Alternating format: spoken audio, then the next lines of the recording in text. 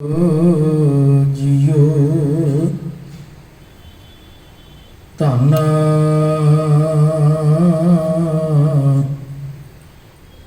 वाहेगुरु साहिब जियो।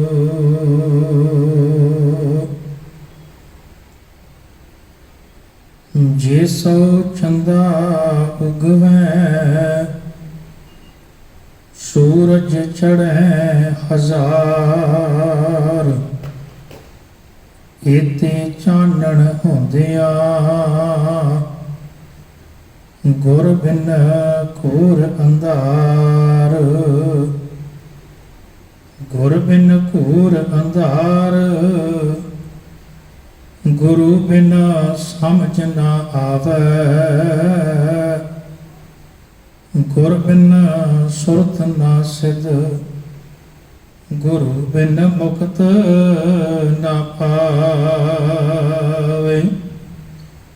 नाहं जति सती नहीं पढ़िया, मूर्ख मुगदा जन्म पिया।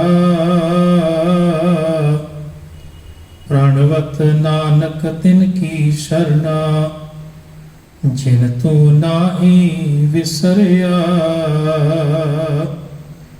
प्रणवत नानक तिनकी शरणा,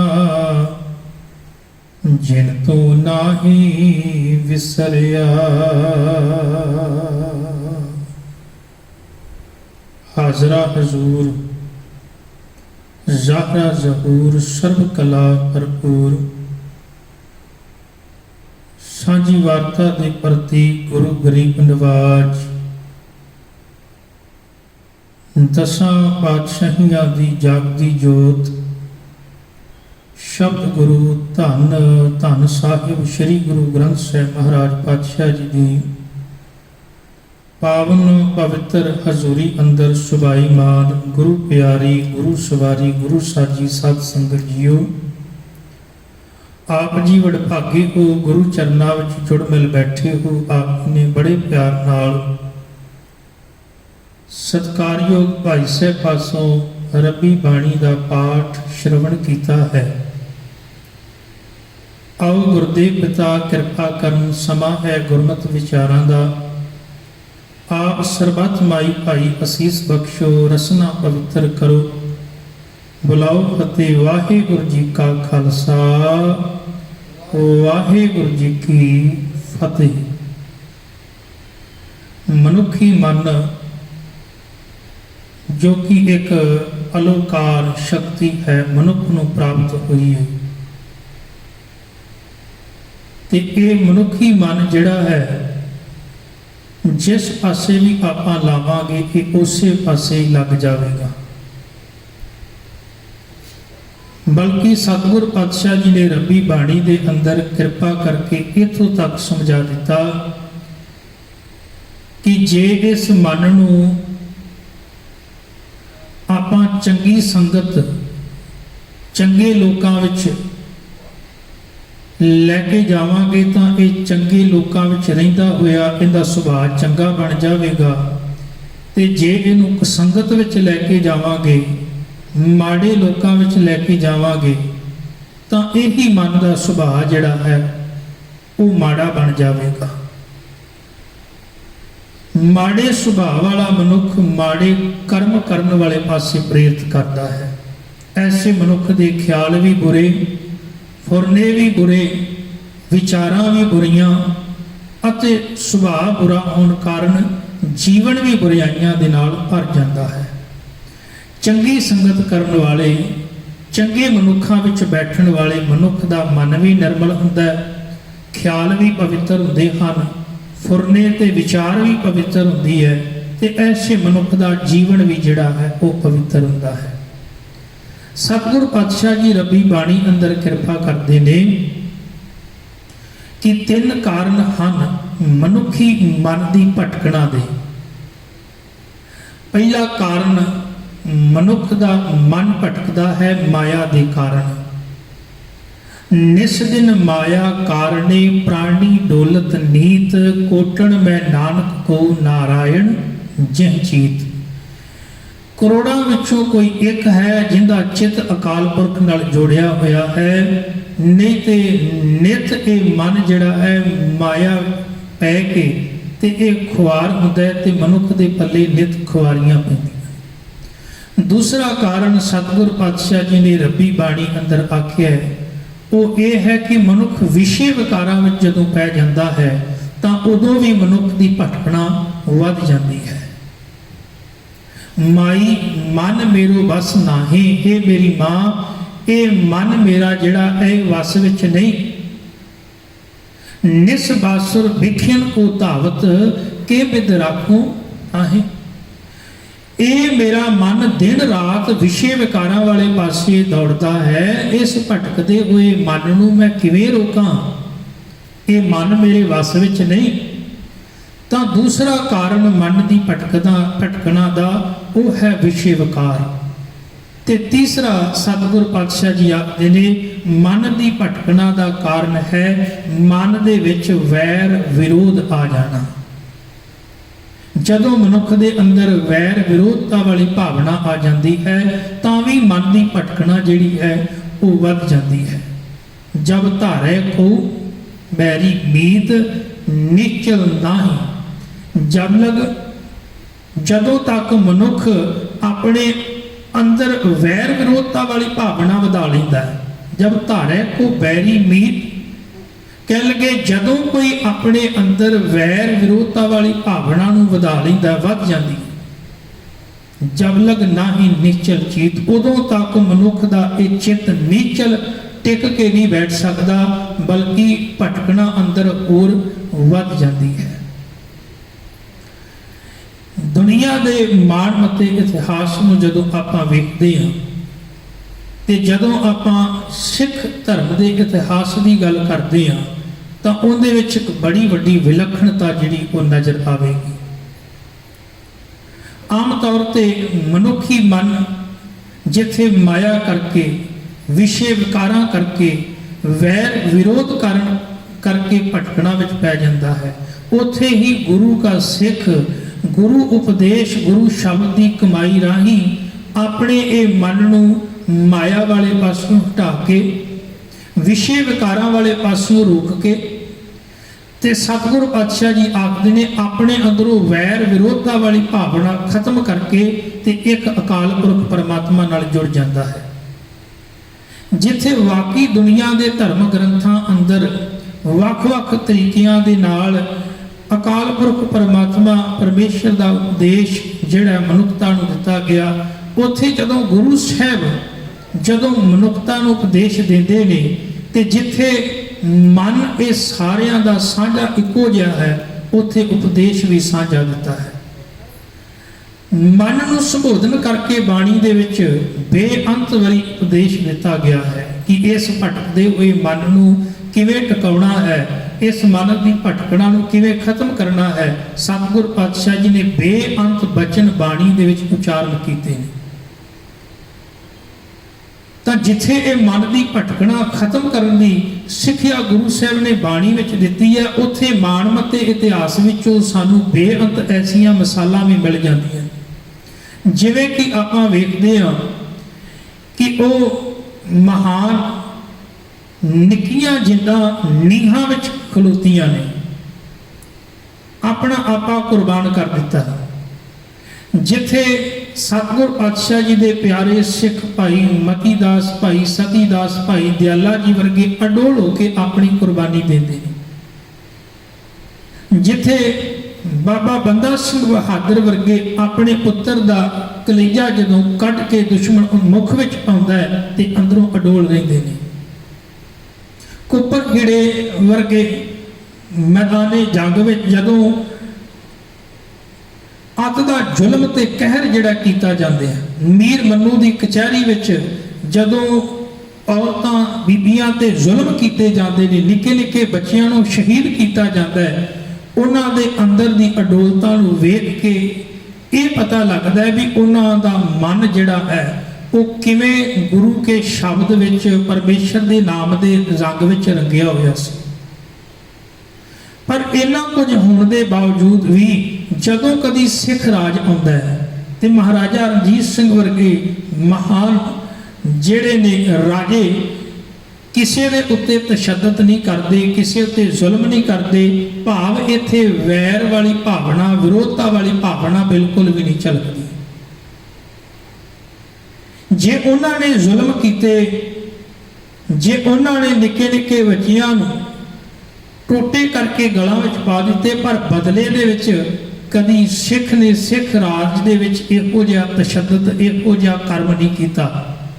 ਤਾਂ ਇੱਕ ਮਹਾਨ ਜਿਹੜਾ ਕਿ ਮਨ ਜਿਹੜਾ ਹੈ ਉਹ ਇੰਨਾ ਬਲਵਾਨ ਤੇ ਇੰਨਾ ਤਾਕਤਵਰ ਹੈ। ਇਹਦੇ ਤੋਂ ਪਤਾ ਲੱਗਦਾ ਵੀ ਇੰਨਾ ਮਾਣਮੱਤਾ ਇਤਿਹਾਸ ਸਿੱਖ ਧਰਮ ਦਾ ਕਿ ਜਿੱਥੇ ਸਿੱਖ ਨੇ ਕਦੀ ਕਿਸੇ ਨਾਲ ਵੈਰ ਵਿਰੋਧਤਾ ਨਹੀਂ ਕੀਤੀ।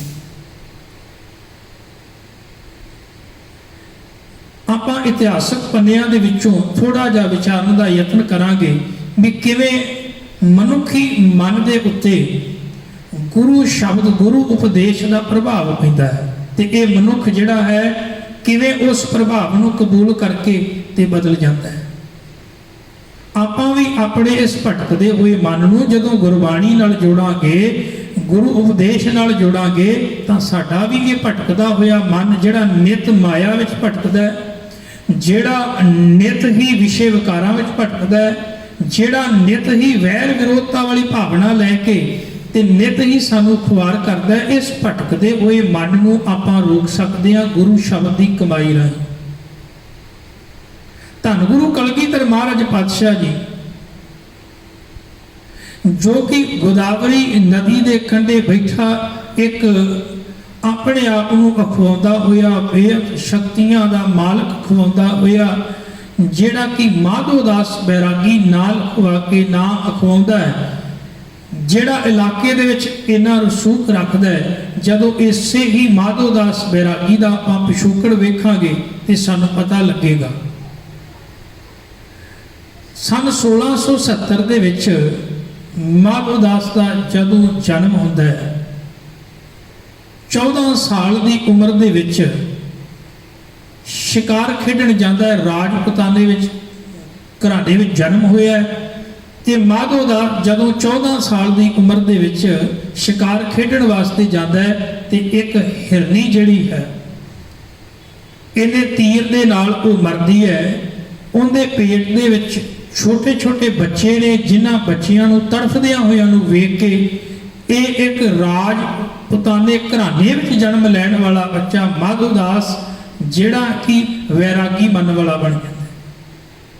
ਮਨ ਇੰਨਾ ਪਤੀਤ ਜਾਂਦਾ ਹੈ ਕਿ ਉਹ ਇਹ ਸਾਰਾ ਕੁਝ ਛੱਡ ਕੇ ਤੇ ਆਪਣਾ ਘਰ-ਬਾਰ ਤਿਆਗ ਕੇ ਤੇ ਫਿਰ ਇਹ ਗੁਰੂਆਂ ਆਦਿਕ ਨੂੰ ਧਾਰਨ ਕਰਦਾ ਹੋਇਆ, ਕਦੀ ਇਹ ਜਾਨਕੀ ਦਾਸ, ਰਾਮ ਜੀ ਦਾਸ, ਕਦੀ ਔਕੜਨਾਥ, ਅਨੇਕਾਂ ਗੁਰੂਆਂ ਦੇ ਕੋਲ ਇਹਨੇ ਜਾ ਕੇ ਤੇ ਸਮਾਂ ਬਤੀਤ ਕੀਤਾ।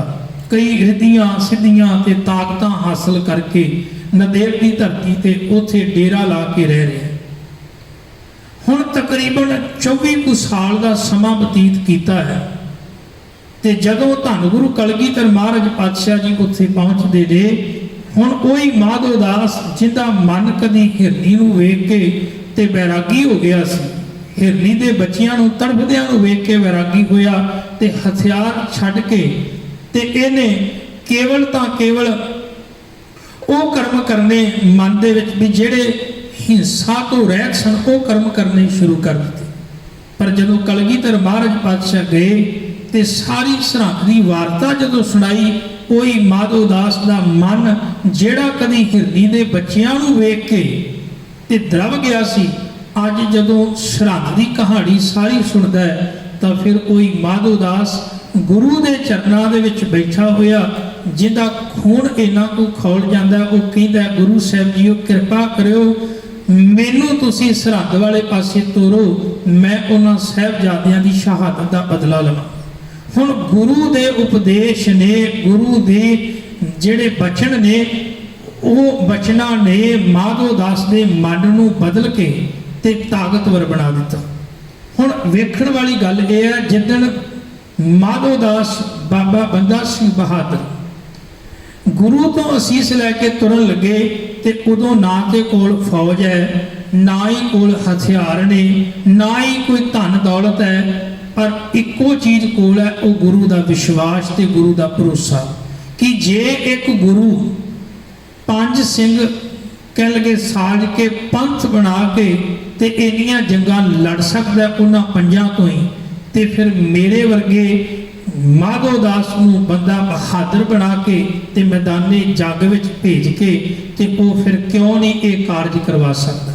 बस एक भरोसा, ये बलवान मन की निशानी है कि बाबा बंदा सिंह बहादुर जिहड़े एक हिरनी के बच्चों नूं वेख के कदी इस राह नूं छड्ड के वैरागी बन गए सन, पर गुरु के उपदेश नूं धारण करके गुरु की सिੱਖਿਆ नूं मन के उन्हां दा मन इन्ना ताकतवर हो गया कि फिर वो आके उस सरहद नूं जिथे कि साहिबजादियां दी शहादत हुंदी है, वजीर खां वर्गे जुल्म करते हैं ते उन्हां जालमां दा सौदा फिर ला के ते सिख राज की नींह रख देंदे।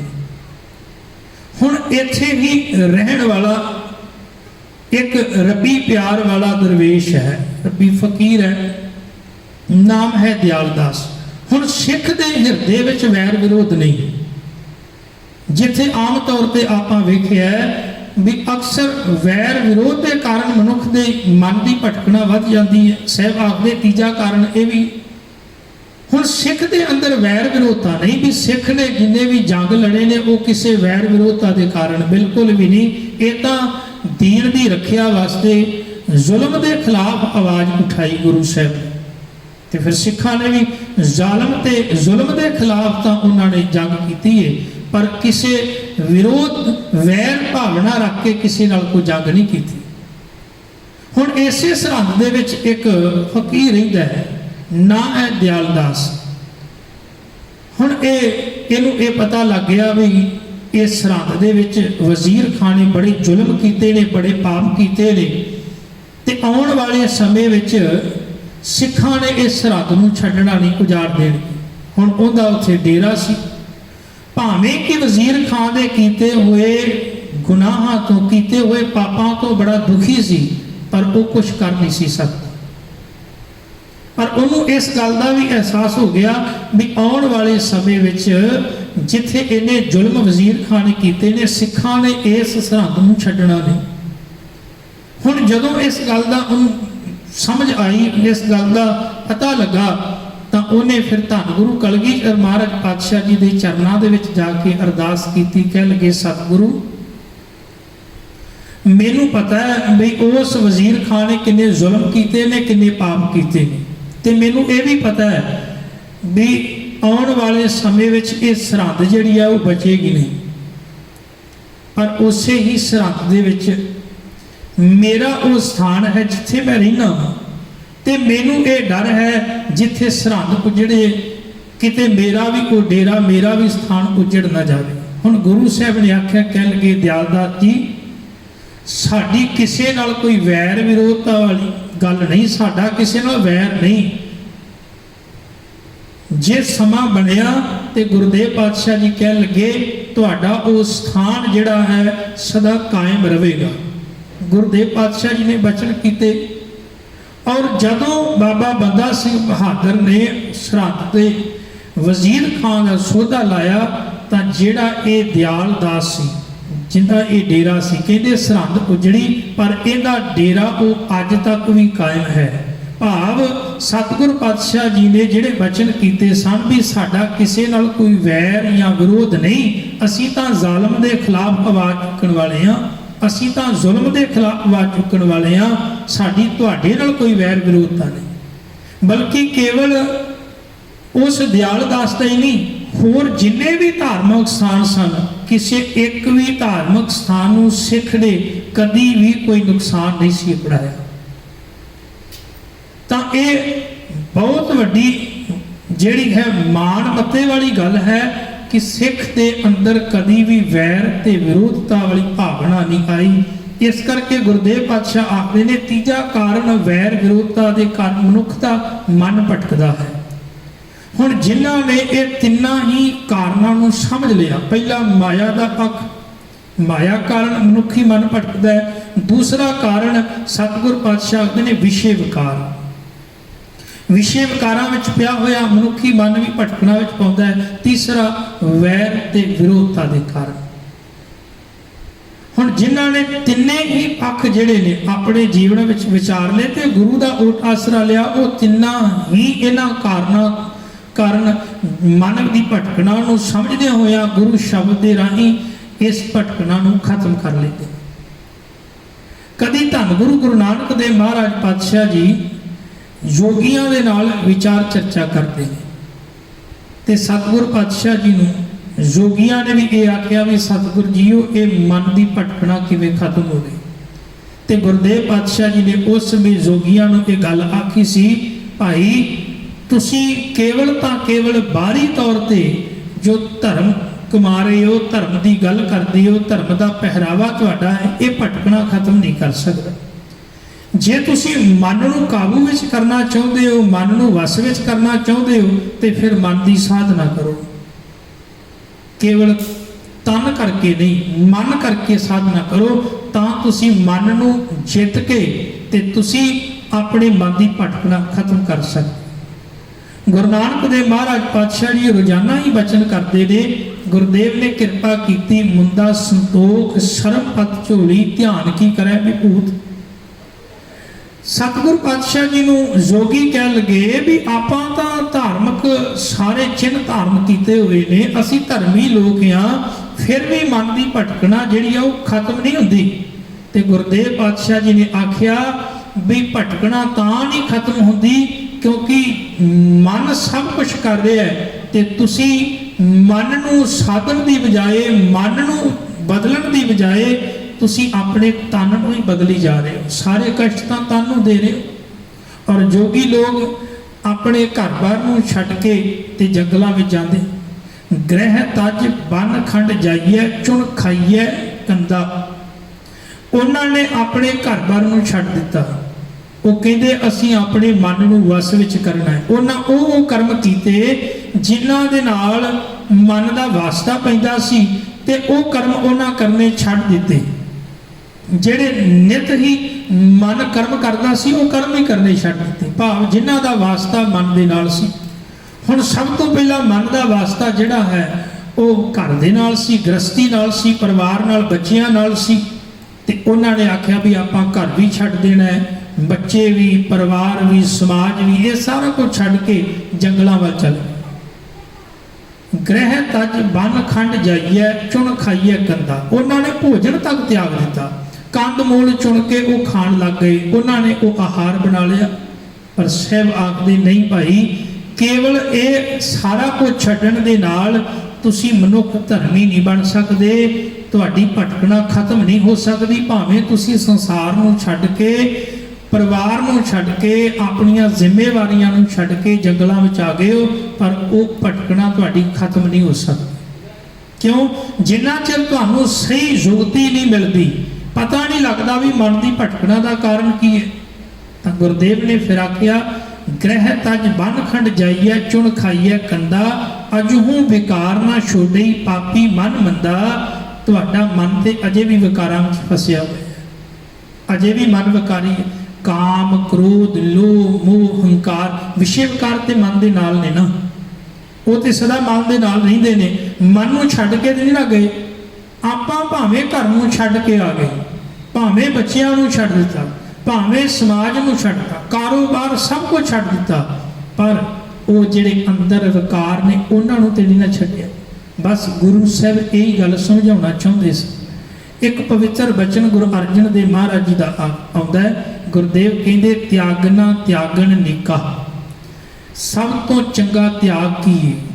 ਇੱਥੇ ਤਾਂ ਦੁਨੀਆ ਦੇ ਅੰਦਰ ਮਨੁੱਖੀ ਮਨ ਨੂੰ ਕਾਬੂ ਕਰਨ ਵਾਸਤੇ ਬਹੁਤ ਸਾਰੇ ਧਰਮੀ ਲੋਕਾਂ ਨੇ ਘਰ ਦਾ ਤਿਆਗ ਕੀਤਾ, ਬੱਚਿਆਂ ਦਾ ਤਿਆਗ ਕੀਤਾ, ਸਮਾਜ ਦਾ, ਕਾਰੋਬਾਰ ਦਾ, ਕਿਰਤ ਦਾ ਤਿਆਗ ਕੀਤਾ।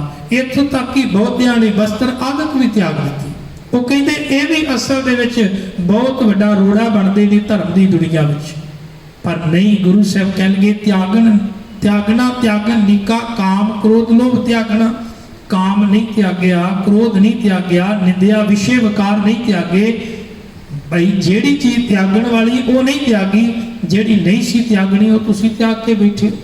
ਤੇ ਫਿਰ ਗੁਰੂ ਨਾਨਕ ਦੇਵ ਮਹਾਰਾਜ ਜੀ ਨੇ ਫਿਰ ਜੋਗੀਆਂ ਨੂੰ ਆਖਿਆ, ਕਹਿ ਲਗੇ ਭਾਈ ਅਸਲ ਦੇ ਵਿੱਚ ਆਹ ਚੀਜ਼ਾਂ ਜਿਹੜੀਆਂ ਤੁਸੀਂ ਕੇਵਲ ਬਾਹਰੀ ਤੌਰ ਤੇ, ਹੁਣ ਉਹ ਲੋਕ ਗੁਰੂ ਨਾਨਕ ਸਾਹਿਬ ਮਹਾਰਾਜ ਜੀ ਨੂੰ ਆਖਦੇ ਨੇ ਵੀ ਹੇ ਨਾਨਕ ਅਸੀਂ ਤਾਂ ਧਰਮੀ ਆ, ਕਿਉਂਕਿ ਸਾਡੇ ਕੋਲ ਧਰਮੀ ਹੋਣ ਦੇ ਚਿੰਨ੍ਹ ਨੇ। ਕੀ ਚਿੰਨ੍ਹ ਨੇ? ਅਸੀਂ ਕੰਨਾਂ ਵਿੱਚ ਮੁੰਦਰਾਂ ਪਾਈਆਂ ਹੋਈਆਂ, ਵੇਖੋ ਕੰਨ ਪੜਵਾਏ ਹੋਏ ਨੇ, ਅਸੀਂ ਤਨ ਤੇ ਸੁਆਹ ਮਲੀ ਹੋਈ ਹੈ, ਅਸੀਂ ਗੋਦੜੀ ਪਹਿਨੀ ਹੋਈ ਹੈ, ਸਾਡੇ ਕੋਲ ਇੱਕ ਹੱਥ ਵਿੱਚ ਅਸੀਂ ਡੰਡਾ ਵੀ ਫੜਿਆ ਹੋਇਆ ਹੈ। ਹੇ ਗੁਰੂ ਨਾਨਕ ਦੇਵ ਮਹਾਰਾਜ ਪਾਤਸ਼ਾਹ ਜੀਓ, ਅਸੀਂ ਤਾਂ ਸਾਰੇ ਦੇ ਸਾਰੇ ਜਿਹੜੇ ਕਰਮ ਉਹ ਕਰ ਰਹੇ ਆ ਧਰਮੀਆਂ ਵਾਲੇ। ਵੇਖੋ ਸਾਡਾ ਪਹਿਰਾਵਾ, ਸਾਡੀ ਦਿੱਖ ਸਾਰੀ ਧਰਮੀਆਂ ਵਾਲੀ ਹੈ, ਪਰ ਤੁਹਾਡੇ ਕੋਲ ਤੇ ਕੋਈ ਐਸਾ ਨਜ਼ਰ ਨਹੀਂ ਆਉਂਦਾ। ਮਹਾਰਾਜ ਕਹਿ ਲਗੇ ਹਾਂ ਮੇਰੇ ਕੋਲ ਵੀ ਧਰਮ ਹੈ, ਪਰ ਵਿਖਾਵੇ ਵਾਲਾ ਧਰਮ ਨਹੀਂ, ਮੇਰੇ ਕੋਲ ਮਨ ਕਰਕੇ ਧਰਮ ਹੈ। ਮੈਂ ਮਨ ਕਰਕੇ ਧਰਮੀ ਆ, ਤੁਸੀਂ ਤਨ ਕਰਕੇ ਧਰਮੀ। ਇੱਥੇ ਫਰਕ ਹੈ ਥੋੜਾ। ਗੁਰਦੇਵ ਮਹਾਰਾਜ ਨੇ ਆਖਿਆ ਮੈਂ ਵੀ ਮੁੰਦਰਾਂ ਪਾਈਆਂ ਹੋਈਆਂ, ਕਹਿ ਲਗੇ ਨਜ਼ਰ ਨਹੀਂ ਆਉਂਦੀਆਂ। ਤਾਂ ਸਤਿਗੁਰ ਪਾਤਸ਼ਾਹ ਜੀ ਨੇ ਆਖਿਆ ਮੁੰਦਰਾਂ ਮੇਰੇ ਕੋਲ ਵੀ ਨਹੀਂ, ਪਰ ਸੰਤੋਖ ਦੀਆਂ। ਮੁੰਦਾ ਸੰਤੋਖ, ਮੇਰਾ ਜੀਵਨ ਸੰਤੋਖੀ ਹੈ। ਮੁੰਦਾ ਸੰਤੋਖ ਸ਼ਰਮ ਪਤ ਝੋਲੀ। ਮਹਾਰਾਜ ਕਹਿ ਲਗੇ ਸ਼ਰਮ ਦਾ ਅਰਥ ਇੱਥੇ ਲੱਜਾ ਨਹੀਂ, ਸ਼ਰਮ ਦਾ ਅਰਥ ਹੈ ਮਿਹਨਤ। ਕਹਿ ਲਗੇ ਅਸਲ ਦੇ ਵਿੱਚ ਮੈਂ ਮਿਹਨਤ ਨੂੰ ਆਪਣੀ ਗੋਦੜੀ ਬਣਾਇਆ, ਝੋਲੀ ਬਣਾਇਆ। ਕਹਿ ਲਗੇ ਮੈਂ ਪਾਤਰ ਬਣਾਇਆ ਕਿਹਨੂੰ? ਮਿਹਨਤ ਨੂੰ। ਸ਼ਰਮ ਪਤ ਝੋਲੀ। ਧਿਆਨ ਕੀ ਕਰਾਂ ਵਿਭੂਤ? ਪਰਮਾਤਮਾ ਦੇ ਚਰਨਾਂ ਵਿੱਚ ਧਿਆਨ ਜੋੜਨਾ ਹੀ ਮੇਰੇ ਵਾਸਤੇ ਕੀ ਹੈ? ਸਵਾਹ ਹੈ। ਤੁਸੀਂ ਕੇਵਲ ਸਵਾਹ ਮਲੀ ਹੈ, ਪਰਮਾਤਮਾ ਚਰਨਾਂ ਵਿੱਚ ਧਿਆਨ ਜੋੜਨਾ ਮੇਰੇ ਵਾਸਤੇ ਸਵਾਹ ਹੈ। ਖਿੰਥਾ ਕਾਲ ਕੁਆਰੀ ਕਾਇਆ ਜੁਗਤ ਡੰਡਾ ਪ੍ਰਤੀਤ। ਖਿੰਥਾ ਕਾਲ ਕਹਿ ਲਗੇ, ਖਿੰਥਾ ਕਹਿੰਦੇ ਗੋਦੜੀ ਨੂੰ। ਕਹਿ ਲਗੇ ਮੈਂ ਆਪਣੇ ਤਨ ਦੇ ਉੱਤੇ ਗੋਦੜੀ ਪਹਿਨੀ ਹੋਈ ਹੈ, ਪਰ ਮੇਰੇ ਵਾਸਤੇ ਮੌਤ ਦਾ ਭੈ, ਮੌਤ ਦਾ ਡਰ ਹੀ ਅਸਲ ਗੋਦੜੀ। ਕੁਆਰੀ ਕਾਇਆ ਕਹਿ ਲਗੇ ਪਰਮਾਤਮਾ ਪਰਮੇਸ਼ਰ ਅਕਾਲ ਪੁਰਖ ਵੱਲੋਂ ਇਸ ਸਰੀਰ ਨੂੰ ਜੋ ਕਿ ਮਿਲਿਆ, ਇਹਨੂੰ ਮੈਂ ਵਿਸ਼ੇ ਵਿਕਾਰਾਂ ਵਾਲੇ ਪਾਸੋਂ ਬਚਾ ਕੇ ਰੱਖਿਆ। ਇਹ ਮੇਰੇ ਵਾਸਤੇ ਜੋਗੀਆਂ ਦੀ ਅਸਲ ਜੁਗਤ ਹੈ। ਕੁਆਰੀ ਕਾਇਆ ਜੁਗਤ ਡੰਡਾ ਪ੍ਰਤੀਤ। ਪ੍ਰਤੀਤ ਦਾ ਅਰਥ ਹੈ ਭਰੋਸਾ, ਵਿਸ਼ਵਾਸ। ਮੈਂ ਅਕਾਲ ਪੁਰਖ ਪਰਮਾਤਮਾ ਦੇ ਵਿਸ਼ਵਾਸ ਨੂੰ ਹੀ ਅਸਲ ਦੇ ਵਿੱਚ ਡੰਡਾ ਬਣਾਇਆ, ਜੋ ਜੋਗੀ ਲੋਕ ਹੱਥ ਵਿੱਚ ਫੜ ਕੇ ਰੱਖਦੇ ਸੀ। ਆਈ ਪੰਥੀ ਸਗਲ ਜਮਾਤੀ ਮਨ ਜੀਤੈ ਜਗ ਜੀਤ। ਜੋਗੀਆਂ ਦੇ 12 ਫਿਰਕੇ ਨੇ, ਉਹਨਾਂ ਵਿੱਚੋਂ ਸਭ ਤੋਂ ਵੱਡਾ ਆਈ ਪੰਥ ਹੈ। ਕਹਿ ਲਗੇ ਸਾਰੇ ਸੰਸਾਰ ਨੂੰ ਮੈਂ ਆਪਣਾ ਮਿੱਤਰ ਬਣਾਇਆ, ਮੇਰੇ ਵਾਸਤੇ ਆਈ ਪੰਥ। ਆਈ ਪੰਥੀ ਸਗਲ ਜਮਾਤੀ ਮਨ ਜੀਤੈ ਜਗ ਜੀਤ। हे ਜੋਗੀ ਮਨ ਨੂੰ ਜਿੱਤਣ ਵਾਲਾ ਹੀ ਇਹ ਸੰਸਾਰ ਨੂੰ ਜਿੱਤ ਲੈਂਦਾ ਹੈ। ਤਾਂ ਜਿਹੜੇ ਮਨੁੱਖ ਮਨ ਕਰਕੇ ਗੁਰੂ ਦੇ ਉਪਦੇਸ਼ ਨੂੰ ਹਿਰਦੇ ਵਿੱਚ ਵਸਾ ਲੈਂਦੇ ਨੇ, ਜੀਵਨ ਵਿੱਚ ਧਾਰਨ ਕਰ ਲੈਂਦੇ ਨੇ, ਉਹਨਾਂ ਦੇ ਮਨ ਦੀ ਭਟਕਣਾ ਜਿਹੜੀ ਆ ਉਹ ਖਤਮ ਹੋ ਜਾਂਦੀ ਹੈ। ਸਤਿਗੁਰ ਪਾਤਸ਼ਾਹ ਜੀ ਕਿਰਪਾ ਕਰਨ ਸਾਡੇ ਮਨ ਦੀ ਭਟਕਣਾ ਖਤਮ ਹੋਵੇ। 3 ਕਾਰਨ ਜਿਹੜੇ ਆਪਾਂ ਵਿਚਾਰੇ ਨੇ ਵੀ ਮਨ ਦੀ ਭਟਕਣਾ ਕਿਉਂ ਬਣਦੀ ਹੈ। ਪਹਿਲਾ ਕਾਰਨ ਮਾਇਆ ਕਰਕੇ, ਦੂਸਰਾ ਵਿਸ਼ੇ ਵਿਕਾਰਾਂ ਕਰਕੇ, ਤੇ ਤੀਸਰਾ ਵੈਰ ਵਿਰੋਧ ਕਰਕੇ ਇਹ ਮਨ ਦੀ ਭਟਕਣਾ ਜਿਹੜੀ ਆ ਉਹ ਬਣਦੀ ਹੈ। ਤਾਂ ਇਹ ਤਿੰਨੇ ਹੀ ਕਾਰਨ ਜਿਹੜੇ ਨੇ ਗੁਰਬਾਣੀ ਰਾਹੀਂ ਆਪਾਂ ਇਹਨਾਂ ਕਾਰਨਾਂ ਦਾ ਹੱਲ ਲੱਭ ਸਕਦੇ ਹਾਂ। ਭਾਵ ਮਾਇਕ ਪਦਾਰਥਾਂ ਵਾਲੇ ਪਾਸਿਓਂ ਆਪਣੇ ਮਨ ਨੂੰ ਰੋਕ ਕੇ ਗੁਰਬਾਣੀ ਨਾਮ ਅਭਿਆਸ ਵਾਲੇ ਪਾਸੇ ਜੋੜੀਏ, ਵਿਸ਼ੇ ਵਿਕਾਰਾਂ ਵਾਲੇ ਪਾਸਿਓਂ ਹਟਾ ਕੇ ਆਪਾਂ ਗੁਰਬਾਣੀ ਨਾਮ ਅਭਿਆਸ ਵਾਲੇ ਪਾਸੇ ਜੋੜੀਏ, ਤੇ ਆਪਣੇ ਅੰਦਰੋਂ ਵੈਰ ਵਿਰੋਧਤਾ ਵਾਲੀ ਭਾਵਨਾ ਖਤਮ ਕਰਕੇ ਤੇ ਆਪਾਂ ਪਰਮੇਸ਼ਰ ਦੇ ਨਾਲ ਜੁੜ ਕੇ ਤੇ ਇਹ ਮਨ ਦੀ ਭਟਕਣਾ ਨੂੰ ਖਤਮ ਕਰ ਸਕਦੇ ਹਾਂ। ਗੁਰਦੇਵ ਕਿਰਪਾ ਕਰਨ ਸਾਡਾ ਮਨ ਜਿਹੜਾ ਉਹ ਟਿਕਾ ਵਿੱਚ ਆਵੇ, ਸਹਿਜ ਵਿੱਚ ਆਵੇ। ਟਿਕੇ ਹੋਏ ਮਨ ਨਾਲ ਕੀਤੀ ਹੋਈ ਬੰਦਗੀ ਜਿਹੜੀ ਮਾਲਕ ਦੇ ਦਰ ਤੇ ਪ੍ਰਵਾਨ ਹੁੰਦੀ ਹੈ। ਗੁਰਦੇਵ ਕਿਰਪਾ ਕਰਨ ਆਪਣੇ ਚਰਨਾਂ ਨਾਲ ਜੋੜ ਕੇ ਰੱਖਣ। ਵਿਚਾਰਾਂ ਕਰਦੇ ਹਾਂ ਬੇਭੁੱਲਾਂ ਹੋਈਆਂ ਬਖਸ਼ ਲੈਣੀਆਂ। ਬੁਲਾਓ ਫਤਿਹ। ਵਾਹਿਗੁਰੂ ਜੀ ਕਾ ਖਾਲਸਾ, ਵਾਹਿਗੁਰੂ ਜੀ ਕੀ ਫਤਿਹ।